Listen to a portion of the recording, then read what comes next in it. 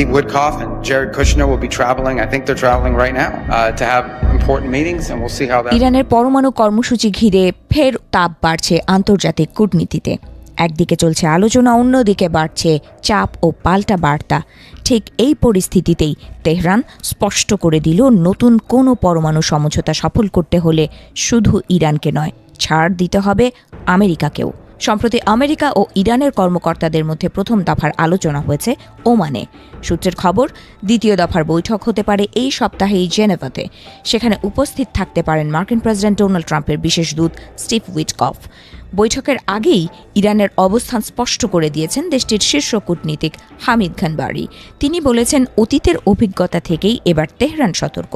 তাঁর কথায়, কোনো নতুন চুক্তি টেকসই করতে হলে দুই দেশেরই অর্থনৈতিক লাভ নিশ্চিত করতে হবে। শুধু নিষেধাজ্ঞা তুলে নেওয়া নয়, বাস্তব বিনিয়োগ ও বাণিজ্যিক সুযোগও দিতে হবে আমেরিকাকে। খানবারির মতে, আলোচনায় সবচেয়ে গুরুত্বপূর্ণ বিষয় হতে চলেছে জ্বালানি খাত, বিশেষ করে তেল ও গ্যাসের যৌথ ক্ষেত্র, খনি বিনিয়োগ, অবকাঠামো উন্নয়ন এবং বিমান কেনাবেচার মতো অর্থনৈতিক সহযোগিতার ক্ষেত্রগুলোকে সামনে আনতে চাইছে তেহরান। অর্থাৎ ইরান চাইছে কেবল পারমাণবিক নিয়ন্ত্রণ নয়, একটি বড় অর্থনৈতিক প্যাকেজ। এই টানাপোড়েনের পেছনে রয়েছে অতীতের ইতিহাস। 2015 সালে ইরানের সঙ্গে আমেরিকা সহ বিশ্ব শক্তিগুলোর একটি ঐতিহাসিক পরমাণু চুক্তি হয়েছিল। সেই চুক্তির আওতায় ইরান পারমাণবিক কার্যকলাপে সীমাবদ্ধতা মানতে রাজি হয় এবং বদলে নিষেধাজ্ঞা শিথিল করা হয়। কিন্তু 2018 সালে ক্ষমতায় থাকাকালীন ট্রাম্প প্রশাসন সেই চুক্তি থেকে সরে দাঁড়ায় এবং পুনরায় কঠোর নিষেধাজ্ঞা চাপায়। ইরানের দাবি, সেই সিদ্ধান্তের ফলে শুধু রাজনৈতিক নয়, বড় অর্থনৈতিক ক্ষতিও হয়েছিল তাদের। তাই এবার তারা কোনো প্রতিশ্রুতি, লিখিত ও কার্যকর নিশ্চয়তা ছাড়া মানতে নারাজ। তেহরানের বার্তা স্পষ্ট, একতরফা চাপ নয়, পারস্পরিক লাভের ভিত্তিতেই হবে সমঝোতা।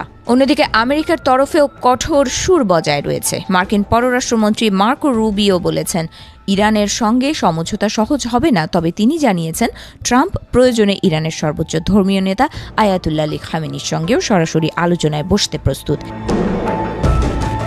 এদিকে আলোচনার পাশাপাশি চাপের কৌশলও চালিয়ে যাচ্ছে ওয়াশিংটন। পশ্চিম এশিয়ায় ইতোমধ্যে 2টি মার্কিন রণতরী মোতায়েন করা হয়েছে। বিশ্লেষকদের মতে এটি মূলত কূটনৈতিক চাপ বাড়ানোরই ইঙ্গিত। তবে সব মিলিয়ে পরিস্থিতি এখন দ্বিমুখী। একদিকে আলোচনা এগোচ্ছে, অন্যদিকে শক্তি প্রদর্শন চলছে সমান তালে। ফলে আসন্ন বৈঠক শুধু একটি কূটনৈতিক আলোচনা নয়, বরং নির্ধারণ করতে পারে মধ্যপ্রাচ্যের ভবিষ্যৎ নিরাপত্তা সমীকরণ এবং বৈশ্বিক জ্বালানি রাজনীতির দিক নির্দেশনাও। এখন নজর জেনেভার সম্ভাব্য বৈঠকের দিকে। সেখানে কি মিলবে সমঝোতার রাস্তা, নাকি বাড়বে উত্তেজনা, সেটাই দেখার।